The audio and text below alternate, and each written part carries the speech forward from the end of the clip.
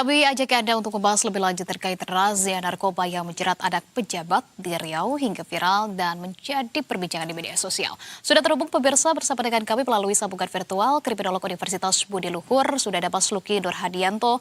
Selamat sore Mas Luki. Sore Mbak Anissa. Baik, terima kasih sudah meluangkan waktu meskipun saat ini tampaknya tengah di jalan ya. Mas Luki, Ya, ini... maaf ya, Mbak.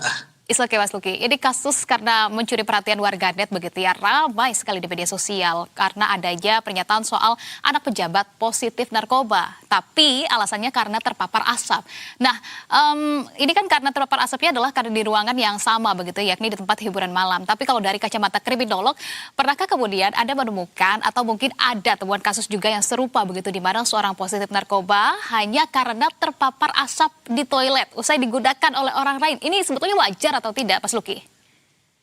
Ya, yang pertama ini salah satu bentuk kita kategorisasi sebagai anomali dalam konteks penindakan ya.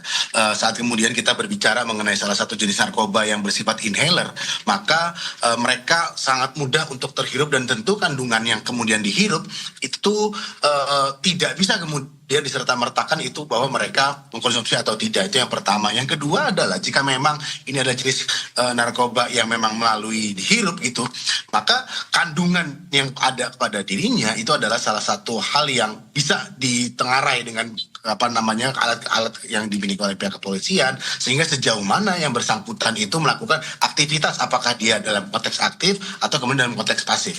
Yang ketiga yang perlu kita lihat garis bawahi adalah sejauh mana kemudian keberadaan yang awalnya kita mau kategorisasi bahwa yang bersangkutan adalah pelaku gitu ya untuk dapat mengkonsumsi, sehingga kita bisa itu sebagai salah satu bentuk korban. Maka ketiga aspek inilah yang seharusnya menjadi perhatian dari pihak BNN dalam konteks ini, juga bekerja sama dengan kepolisian sejauh mana kemudian keterlibatan dari orang-orang yang berada di sana, terutama oleh salah satu orang yang menjadi atribusinya adalah anak pejabat itu, dia positif baik jika memang hanya menghirup saja atau memang secara aktif turut mengkonsumsi narkoba tersebut. Kurang lebih itu, Mbak Anissa. Itu tentu menjadi pertanyaan kita bersama begitu ya. Nah, tapi kalau dari kacamata kriminolog sebetulnya seperti apa ini untuk proses pemeriksaan urin begitu? Tadi disampaikan bahwa berdasarkan pemeriksaan urin begitu positif atau midet. Nah, untuk kemudian mengetahui seorang ini positif narkoba, jika hanya dengan terpapar asap saja begitu bisa kemudian dinyatakan positif narkoba, artinya setiap orang bisa saja positif dan kemudian terjerat narkoba karena kita tidak pernah tahu asap di sekitar kita begitu ya ternyata pengandung narkoba atau tidak begitu. Ya, ini yang saya katakan bahwa ini adalah salah satu bentuk anomali dalam konteks penegakan dalam hal ini adalah narkoba gitu ya. Maka keberadaan sesuatu yang berada di ruang hidup kita itu kemudian apakah memang terkategorisasi sebagai golongan 1, 2 atau golongan 3 dalam Undang-Undang Narkoba nomor 35 2009. Yang kemudian yang kedua adalah yang bisa kita lihat berikutnya, Mbak Anissa, saat kemudian ini salah satu bentuk penggunaan pengkonsumsian narkoba, maka yang harus ditengarai berikutnya sejauh mana atribusi publik atau kemudian atribusi politik seseorang itu bisa menghilangkan status dirinya sebagai pengguna narkoba di sana. Yang saya lihat berikutnya adalah jika memang ini terkategorisasi sebagai anak gitu ya, maka tentu kategorisasinya dia bisa menjadi korban alih-alih kemudian dia menjadi pelaku.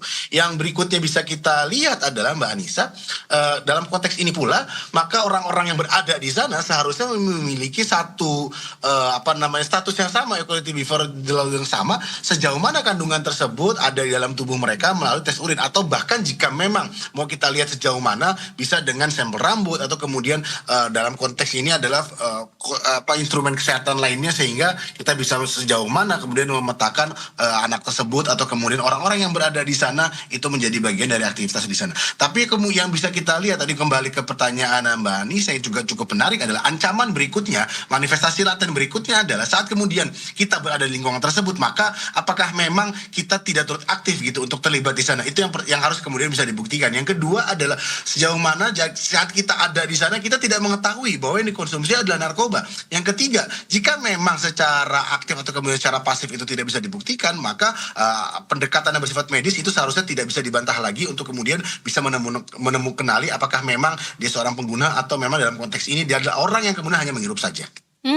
Oke, baik. Ini masuk dengan pertanyaan yang tadi sudah disampaikan juga begitu ya oleh Mas Luki terkait dengan atribusi politik. Apakah kemudian juga pertanyaannya jika pelaku bukan merupakan anak pejabat akan dilakukan asesmen yang samakah? Karena dari hasil asesmen BNN hanya 1 dari 11 pelaku yang kemudian dinyatakan positif narkoba dan berlanjut ke tahap penyidikan kemudian ditahan. Sementara sisanya ada yang menjalankan rawat inap serta kemudian rawat jalan begitu ya. Nah, menurut Mas Luki apa pertimbangan BNN hanya menahan 1 pelaku? Apakah memang karena kadar zat narkotika di dalam tubuh dan juga hasil tesnya ini berpengaruhkah untuk menentukan seseorang itu sebagai pemakai lama dan juga perlu ditahan atau tidaknya dia?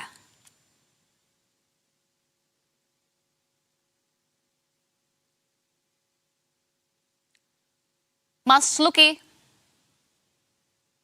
Iya, halo Mbak Anissa. Iya, tadi mengacu ke pertanyaan Mbak Anissa, memang dalam konteks ini ada berbagai pendekatan ya Mbak yang bisa kita kategorisasi apakah memang yang bersangkutan itu salah satu pengguna atau tidak. Yang pertama adalah sejauh mana barang bukti yang didapatkan di kelompok tersebut gitu ya. Tapi kemudian tidak bisa juga mereduksi bahwa dia tidak atau kemudian orang-orang tersebut tidak turut terlibat di sana. Karena dalam konteks ini pula pendekatan yang dilakukan oleh BNN dalam hal ini yang melakukan penangkapan di sana adalah sejauh mana kemudian orang-orang tersebut pendekatannya adalah rehabilitasi. Sehingga jika memang barang bukti itu tidak mengarah kepada adanya peredaran, kemudian bagaimana kemudian itu hanya dikonsumsi dalam konteks yang terbatas, meskipun tidak bisa menghilangkan, maka pendekatan yang bisa dilakukan adalah bersifat rehabilitatif. Yang ketiga, yang bisa kita lihat berikutnya dalam konteks narkoba ini ada 3 hal yang bisa degradasi. Yang pertama adalah reduce harm, yaitu adalah bagaimana kemudian mengurangi efek dampaknya, seperti yang kemudian saat ini cukup marak itu.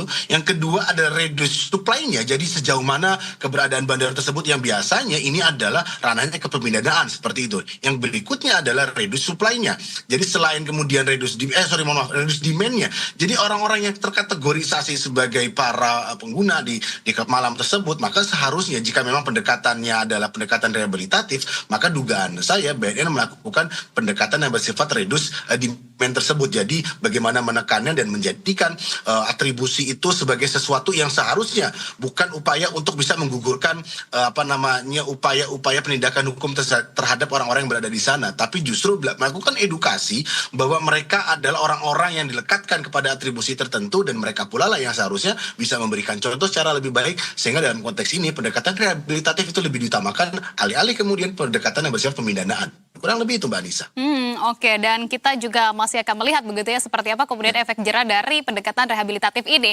Terima kasih kalau begitu atas pandangan yang sudah dibagikan di Berita Satu Sore. Kriminolog Universitas Budi Luhur Luki Nurhadianto sudah bersedia berbincang bersama dengan kami. Selamat sore Mas Luki, salam sehat selalu. Selamat sore Mbak Anissa, salam Budi Luhur, terima kasih.